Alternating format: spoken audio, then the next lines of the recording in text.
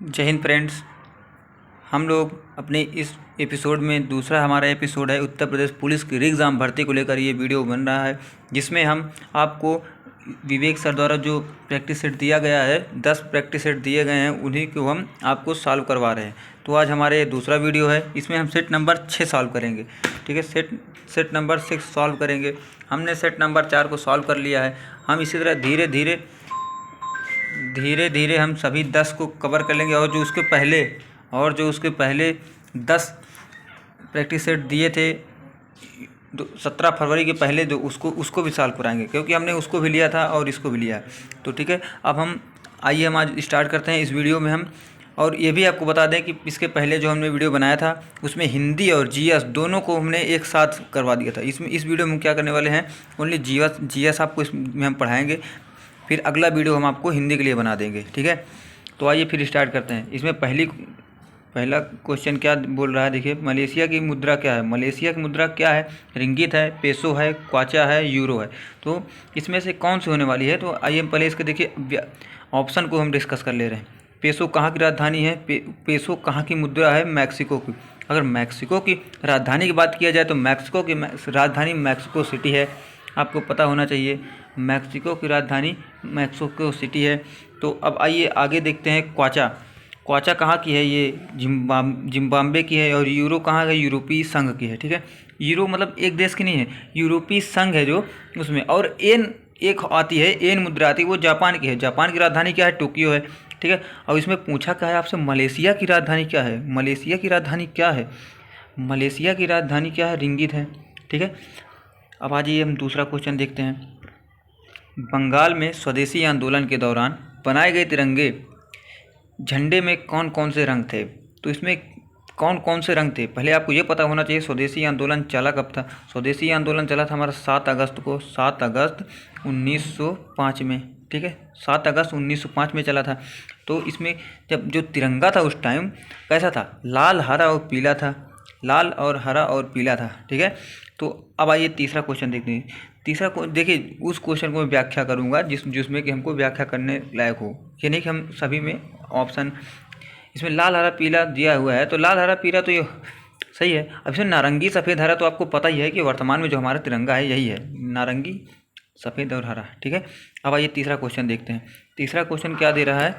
तीसरे क्वेश्चन में बोल रहा है, दक्षिण अफ्रीका से वापस लौटने के पश्चात महात्मा गांधी फरवरी 1916 में उद्घाटन में पहली बार सार्वजनिक रूप से आम आदमी के सामने मुखातिब को मतलब क्या सामने आए। ठीक, उसके पहले क्या था कि उसे इंडिविजुअली किसी के सामने नहीं, और मतलब इंडिविजुअली मिलते थे, बट ये इस बार के सामने आके सभा में उन्होंने मिला। तो 1916 से आपको एक बार सोचना चाहिए कि 1916 हमको कनेक्ट कर रहा है कहीं से। तो 1916 कैसे कनेक्ट कर रहा है? 1916 में ही बीएचयू की स्थापना हुई थी, आपको याद होना चाहिए। बीएचयू की स्थापना किसके द्वारा हुई थी? एनी बेसेंट के द्वारा। बीएचयू की स्थापना किसके द्वारा हुई थी? Annie Besant. ठीक है, एनी बेसेंट और मदन मोहन मालवीय। ठीक, मदन मोहन मालवीय जी के द्वारा। ठीक है, तो क्या था, 1916 में बनारस हिंदू विश्वविद्यालय की स्थापना हुई थी। ठीक है, तो आइए चौथा क्वेश्चन देखते हैं। चौथा क्वेश्चन पुलकेशिन द्वितीय से है। पुलकेशिन द्वितीय किस राजवंश का सर्वाधिक प्रख्यात शासक था? ठीक है, पुलकेशिन द्वितीय किस राजवंश का सर्वाधिक शासक था? ठीक है, तो ये प्रतापी भी था। ठीक है, और पुलकेशिन द्वितीय ने ही क्या उपाधि धारण किया था? परम भट्टारक और महाराजा धीराज। ठीक है ना, महाराजा धीराज। ठीक है, और इसके राज कवि कौन थे? रवि कीर्ति। और इन्होंने एहोल अभिलेख, ठीक है ना, एहोल अभिलेख जो हर्षवर्धन का है, एहोल अभिलेख में इनके से जानकारी मिलती है कि हर्षवर्धन की पराजय के बारे में इसमें लिखा गया है। ठीक है, एहोल अभिलेख किसके द्वारा लिखा गया था, किसके द्वारा बनवाया गया? पुलकेशिन द्वितीय के द्वारा। ठीक है, और पुलकेशिन द्वितीय और हर्षवर्धन का युद्ध कब हुआ था? 618 ईस्वी में। ठीक है, आपको हम डीप में लेके जाना चाहते हैं। और चालुक्य वंश क्या था? चालुक्य वंश जब था, तो चालुक्य वंश देखिए, चालुक्य वंश ये हमारा इंडिया का मैप है कुछ ऐसा। ठीक है ना, इंडिया का कुछ मैप ऐसा है। तो देखिए, चालुक्य वंश से 3 भागों में बटे थे, ठीक है ना। चालुक्य वंश किसमें, वातापी के चालुक्य, वेंगी के चालुक्य और कल्याणी के चालुक्य। वातापी के चालुक्य को क्या कहा जाता था, पश्चिमी शाखा के चालुक्य। वेंगी के चालुक्य को क्या कहा जाता था, पूर्वी चालुक्य, ठीक है ना। और कल्याणी के चालुक्यों को क्या कहा जाता था, कल्याणी के चालुक्य। और वातापी के जो चालुक्य थे उनकी राजधानी कहाँ होती थी, बीजापुर होती थी, बीजापुर होती थी, ठीक है। और आपको ये भी याद होना चाहिए, वातापी के चालुक्य जो थे उनकी जानकारी कहाँ से मिलती है, महाकूट अभिलेख से मिलती है, ठीक है। और इसके संस्थापक कौन थे, पुलकेशिन प्रथम, ठीक है, प्रथम जो थे। और देख लीजिए आगे, वेंगी के चालुक्य कौन थे, वेंगी के चालुक्य के संस्थापक विष्णुवर्धन थे, ठीक है ना। वेंगी के चालुक्य जो थे और इनकी राजधानी आंध्र प्रदेश हुआ करती थी, आंध्र प्रदेश में क्या, हैदराबाद, ठीक है। और कल्याणी के चालुक्यों की राजधानी केरल में हुआ करती थी, ठीक। तो अब आइए देखते हैं इसमें कौन चालुक्य वंश हो गया, चालुक्य वंश से है ये, ठीक है। पुलकेशिन द्वितीय किस राजवंश का सर्वाधिक प्रख्यात शासक था, किस राजवंश का सर्वाधिक प्रख्यात शासक था, चालुक्य वंश का, ठीक है। अब आइए देखते हैं इसमें क्या, गांधी जी ने पहली बार भूख हड़ताल को शस्त्र की तरह प्रयोग किया, गांधी जी ने भूख हड़ताल को शस्त्र की तरह प्रयोग किया, कब किया था, तो आपको याद होना चाहिए 1918 में, 1918 में अहमदाबाद हड़ताल, ठीक है। अहमदाबाद हड़ताल में इन्होंने वो किया था, ठीक। अहमदाबाद में 1918 में किस लिए बुलाया गया था, इनको याद होना चाहिए आपको, नील की खेती, नील की खेती चंपारण में हुआ था। एक किसान वहाँ पर भी थे, हमको नाम नहीं याद रहा है, किसान की पत्नी थी, हाँ, किसान की पत्नी ने उनको वहाँ पर बुलाया था सत्याग्रह करने के लिए, तब उन्होंने वहाँ पर पहली बार भूख हड़ताल की और वहाँ पर वो जीते, ठीक है। तो ये हमारा 5वें का कौन सा आंसर हो जाएगा, ए नंबर हो जाएगा, ठीक है। अब आइए देखते हैं, उस देश का नाम बताएं जिसकी मुद्रा रुपया नहीं है, ठीक है। देखिए नेपाल की भी मुद्रा रुपया है और इसकी श्रीलंका की भी मुद्रा रुपया ही है, और म्यांमार की मुद्रा रुपया नहीं है, ठीक है ना। म्यांमार की मुद्रा रुपया नहीं है, इसकी मुद्रा क्या है, क्यात है, ठीक है ना, क्यात, ठीक है ना, क्यात है, ठीक है। और पाकिस्तान की मुद्रा भी है। और नेपाल की राजधानी आपको पता होना चाहिए, ठीक है ना, नेपाल की राजधानी आपको पता होना चाहिए। भूटान की राजधानी थिम्पू है। पाकिस्तान की राजधानी तो आपको सबको ही पता होना चाहिए, इस्लामाबाद, ठीक है। और नेपाल की राजधानी काठमांडू है ही। और इसकी क्या है, नापीताव, ठीक है ना, नापीताव इसकी राजधानी हो जाती है म्यांमार की। 6 का क्या हो जाएगा अपना, डी नंबर, ठीक है। भारत में नीली क्रांति का संबंध किससे है, भारत में नीली क्रांति का संबंध किससे है, मत्स्य पालन से, ठीक है, मत्स्य पालन से है, ठीक है ना, मत्स्य पालन से है, ठीक है। तो आइए आगे देखते हैं, भारत के परमाणु ऊर्जा आयोग का मुख्यालय कहाँ है, भारत के परमाणु ऊर्जा आयोग का मुख्यालय कहाँ पर है, भारत के परमाणु ऊर्जा, अच्छा ही था, 14-15 में आ गया क्या, चलिए ठीक, सॉरी 6 हो गया। आइए क्वेश्चन 6 का आंसर क्या है, डी है, ठीक है ना, म्यांमार। अब आइए आगे देखते हैं इधर 7वें का, विश्व ओजोन दिवस।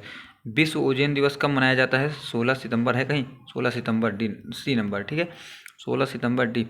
और आपको याद होना चाहिए मॉन्ट्रियल प्रोटोकॉल कब हुआ था, 1987 में। मॉन्ट्रियल प्रोटोकॉल कब हुआ था, 1987 में। तभी से 16 सितंबर को ही हम मनाने लगे हैं ओजोन दिवस। ओजोन परत हमारी क्या करती है, ओजोन परत हमारी सूर्य से आने वाली अल्ट्रा रेज किरणों से हमको मदद करती है बचाने के लिए।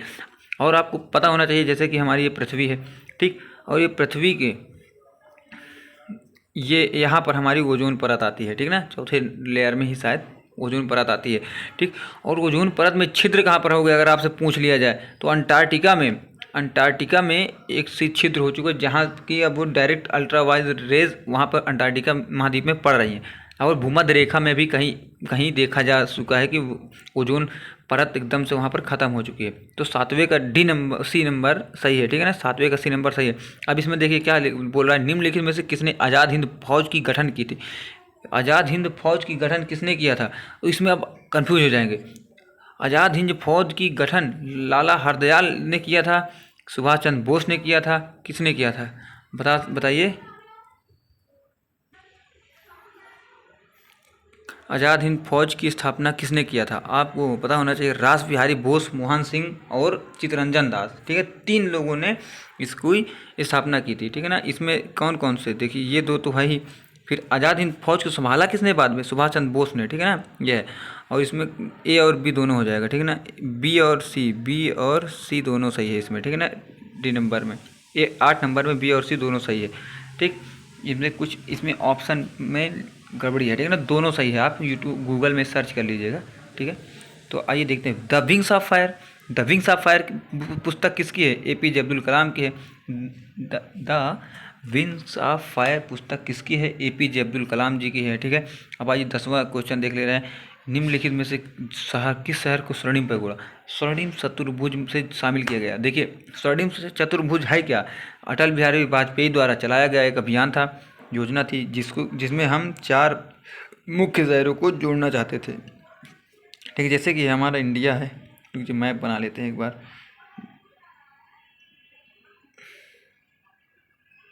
ये हमारा इंडिया जैसे बन गया, ठीक। तो क्या था कि यहाँ दिल्ली से लेकर इधर मुंबई, इधर चेन्नई, इधर कोलकाता को इसको ऐसे जोड़ना था इनको, ठीक। स्वर्णिम पैगोडा बनाना था इनको, स्वर्णिम चतुर्भुज के लिए बना था। और ये क्या थी? हमारी सड़क परियोजना थी, ठीक है। तो इसमें कौन कौन से शहर थे? इसमें कौन कौन से शहर थे? दिल्ली था, मुंबई था, चेन्नई था और कोलकाता था, ठीक। ए नंबर सही है इसमें। अब 11वां देख लीजिए, लुम्बिनी बोध गया, सारनाथ और कुशीनगर की यात्रा निम्नलिखित में से किस विशिष्ट ट्रेन से की जा सकती है? मतलब एक ऐसी ट्रेन चलती है जिसमें से कि हम इन सारे तीर्थ जगहों पर हम घूम सकते हैं। इसमें कौन सी है? Buddhist circuit train. ये क्वेश्चन आपको इम्पोर्टेंट मार्क कर लेना चाहिए, क्योंकि देखिए इस बार री एग्ज़ाम है, नॉर्मल क्वेश्चन तो आएगा नहीं। जैसे मेरे पहचान में भी बहुत से लोग ऐसे हैं जिन्होंने जीएस तो बढ़िया अच्छे से, जीएस देखिए मैं झूठ नहीं बोल रहा, मेरी 32 सही थी। आप कभी भी आ जाइएगा, आप देख लीजिएगा, मेरी जीएस 32 सही थी, और ठीक है। और टोटल मेरे क्वेश्चन कितने सही थे? 117, ठीक है। तो अब आइए देखते हैं हम अपना 12 क्वेश्चन। इसमें आपको ए नंबर होगा, ठीक है। मेघालय की प्रमुख फसल कौन सी है? मेघालय की प्रमुख फसल कौन सी है? मेघालय की प्रमुख फसल है अनानास, ठीक है। सेब कहाँ के? जम्मू एंड कश्मीर, ठीक है। और नारंगी कहाँ की हो जाती है? नागपुर, ठीक है ना, संतरा जिसको बोलते हैं। अब आइए 13 नंबर क्वेश्चन, भारत में नीली क्रांति का संबंध किससे है? भारत में नीली क्रांति का संबंध किससे है? दुग्ध उत्पादन से नहीं है, ठीक है। रेशम कीट नहीं, कृषि से नहीं, मत्स्य उत्पादन से, हमारा डी नंबर, ठीक है। भारत के परमाणु आयोग का मुख्यालय कहाँ पर है? भारत में परमाणु आयोग का मुख्यालय कहाँ पर है? तो मुंबई में है, ठीक है ना। परमाणु ऊर्जा आयोग का मुख्यालय कहाँ पर है? मुंबई में। टुंड्रा वनस्पति कहाँ पाए जाते हैं? टुंड्रा वनस्पति कहाँ पाए जाते हैं? हिमालय में पाए जाते हैं, ठीक है, ठीक है। और किस अभिक्रिया द्वारा पौधों में ऑक्सीजन बाहरी वातावरण से कोशिकाओं से पहुंचता है? विसरण है कहीं ऑप्शन में? विसरण है, ठीक है। आइए अब देखते हैं 17 क्या बोल रहा है। 17वां क्वेश्चन में क्या दे रहा है? एंजाइम। इसमें ऑक्सीजन है, ऑक्सीजन क्या है? वसा, कार्बोहाइड्रेट और हार्मोन, सी एंजाइम। वसा तो आपको पता होना चाहिए, फैट, ठीक है। ये कार्बोहाइड्रेट हम खाने से हमको मिलता है ये सब। और एंजाइम क्या है? एक ऑक्सीजन है, ठीक है ना। देखिए 18वें क्वेश्चन में क्या पूछ रहा है? राष्ट्रीय मानवाधिकार आयोग के अध्यक्ष की नियुक्ति के लिए गठित समिति में निम्नलिखित में से कौन शामिल नहीं होता है? इसमें कौन शामिल नहीं होता है? देखिए, विपक्ष का मुख्य दल शामिल होता है, राष्ट्रीय लोकसभा अध्यक्ष शामिल होता है, प्रधानमंत्री शामिल होता है, और राष्ट्रपति शामिल नहीं हो सकते हैं, ठीक है, होते ही नहीं है, हो नहीं सकते क्या। आइए देखते हैं क्या 19वां क्वेश्चन क्या बोल रहा है। आईटी अधिनियम 2000 का अद्यतन संस्करण क्या है? आईटी अधिनियम 2000 का अद्यतन संस्करण क्या है? देखिए, जब आईटी अधिनियम लाया तो गया 2000 में, बट पास कब हुआ और लागू कब हुआ?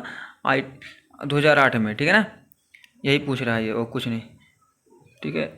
2008 में, ठीक है ना। आइए 20वें में क्या पूछ रहा है? निम्नलिखित में से कौन सा दूसरा बड़ा खोज इंजन है? खोज इंजन क्या है? जैसे कि गूगल, यूट्यूब, याहू, क्रोम, ये सब क्या है? खोज इंजन है।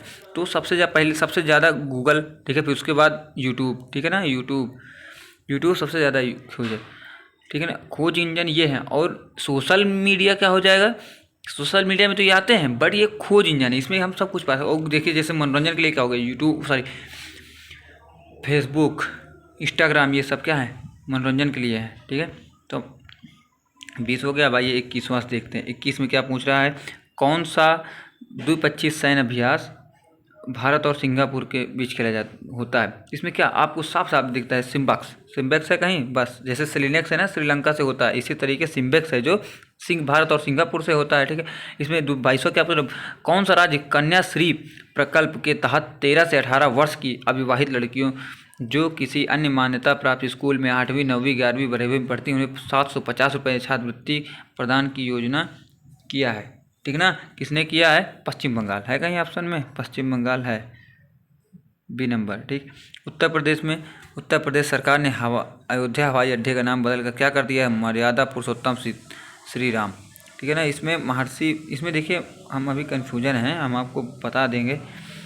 मर्यादा पुरुषोत्तम यही होगा, या तो महर्षि वाल्मीकि, अच्छा ये पहले महर्षि वाल्मीकि था, अब मर्यादा पुरुषोत्तम श्री राम हो गया है। ठीक है ना, सही है, 23 का बी नंबर। ठीक, इंटेलिजेंस ब्यूरो किस मंत्रालय के अधीन आता है? आपको सबको पता होना चाहिए कि ये किसके अधीन आता है? गृह मंत्रालय। आपको ऐसे याद करना चाहिए, देखिए किसी को इसमें बुरा नहीं मानने की आवश्यकता है। गृह मंत्री कौन है अपने? अमित शाह चाचा जी। ठीक है ना, और वो जब चाहते हैं किसी के पीछे IB सब लगा देते हैं, तो ये किस में आ जाता है? गृह मंत्रालय के अधीन आ जाता है। ठीक है,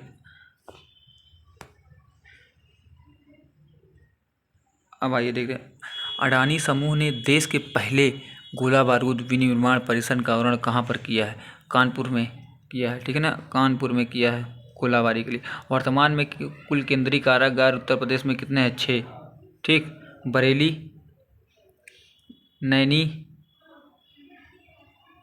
नैनी, आगरा, ठीक, और 3 है और हैं, हम कल बता देंगे आपको। अब आइए देखते हैं, ईज ऑफ लिविंग इंडेक्स किस मंत्रालय के तहत आता है? ईज ऑफ लिविंग इंडेक्स किस मंत्रालय के तहत आता है? शहरी और विकास। ठीक है ना, शहरी और विकास। ठीक है, निम्नलिखित में से कौन सा प्रत्यक्ष कर है? कौन सा प्रत्यक्ष कर है? ये देखिए, आयकर प्रत्यक्ष कर हो जाएगा, और ये जो सीमा शुल्क और बिक्री कर शुल्क है ये सब किस में आ जाते हैं? अप्रत्यक्ष में आ जाते हैं। ठीक, ये प्रत्यक्ष में केवल आयकर आ जाएगा। इसका क्या है? बी नंबर सही है। ठीक है, बी नंबर सही है इसमें। अब आइए 29वें में देखते हैं, भारत में कौन सा दिन संविधान दिवस के रूप में मनाया जाता है? 26 नवंबर है ऑप्शन में कहीं, 26 नवंबर, ये तो सबको याद होगा, 26 नवंबर। ठीक है, भारत के संविधान में भाईचारे की भावना किस देश से प्रेरित होकर लिया गया है? भारत के संविधान में भाईचारे की भावना किस देश से लिया गया है? फ्रांस। ठीक है ना, आयरलैंड से क्या? DPSP। इसमें क्या है? हमारे संसदीय और न्याय जितना यहाँ से लिया गया है। ठीक है, अमेरिका से लिया गया है। आइए, 370 का मुख्य मसौदाकार कौन सा? अयंगार जी थे। ठीक है ना, N गोपाल स्वामी अयंगार। ठीक है ना, NG अयंगार। 31 का सी हो जाएगा। भारत के पश्चिम में कौन सा समुद्र आता है? अरब सागर। ठीक है ना, ये भारत हो गया। ठीक, तो इधर कौन से समुद्र आता है? अरब सागर आता है। ठीक है ना, कौन सा प्रसिद्ध नाटक स्वप्नवास दोषम किसके द्वारा लिखा गया? जयदेव। 33 का ए नंबर। भारत द्वारा अपनाया गया GST का दोहरा मॉडल किस से लिया गया? किस देश से लिया गया? कनाडा। और सबसे पहले GST किस देश ने लागू किया था? फ्रांस। आपको याद होना चाहिए, फ्रांस। ठीक है ना, फ्रांस सबसे पहला देश है जिसने, और अपने इंडिया में सबसे पहले GST किस राज्य ने लागू किया था? अगर जिससे पूछ ले, अपने इंडिया में सबसे पहले GST किस राज्य ने? असम। ठीक है, और सबसे लास्ट में कौन था? JNK, Jammu and Kashmir. ठीक है, सत्यशोधक समाज की स्थापना किसने की थी? ज्योतिबा बाई फूले ने। ठीक है ना, पहली शिक्षिका, इंडिया की पहली शिक्षिका। ठीक है ना, महिला शिक्षिका थी। ठीक है, भारत के संविधान में समान नागरिकता का प्रावधान कहाँ से लिया गया है? किस भाग से लिया गया है? तो भाग 4 से लिया गया है। ठीक है ना, DPSP में ही आता है। क्वेश्चन नंबर 36 का बी नंबर आ जाता है। ठीक है, DPSP। और अनुच्छेद किस में आ जाता है? आर्टिकल 44 में। ठीक है, आर्टिकल 44 में आता है। ठीक है ना, किस अनुच्छेद के अनुसार वैध कार्डों के आधार पर राज्यों में राष्ट्रपति शासन लागू होता है? कल वाली वीडियो में आपको बताया था राष्ट्रपति शासन किस कब लगता है। ये राज्यों में लगता है 356 और 352 क्या है? ये राष्ट्रीय 352 ये राष्ट्रीय आपात है, और 360 क्या है? वित्तीय आपात है। ठीक है, 352 जो हो जाएगा, 352 राष्ट्रीय आपात और 360 ये क्या हो जाएगा, वित्तीय आपात। ठीक है ना। अब आइए देखते हैं 38वां क्वेश्चन क्या पूछ रहा है। जल्लीकट्टू क्या है? जल्लीकट्टू एक सांड को वश में करने के लिए एक लोकप्रिय खेल है। ये कहाँ पर होता है? तमिलनाडु और आंध्र प्रदेश, ये नॉर्दर्न एरिया में होता है। तो हमारी जीएस यहीं पे ख़त्म हुई। अब हम जीएस हमारी यहीं पे ख़त्म हुई। अब हिंदी के लिए हम आपको अगला वीडियो बनाएंगे, क्योंकि ये वीडियो बहुत बड़ा हो जाएगा तो फिर आप लोग भी थोड़ा बोर हो जाएंगे। इसलिए ये वीडियो आपको अगर अच्छा लगता है तो आप लाइक करिएगा और सब्सक्राइब करिएगा। जय हिंद, जय भारत।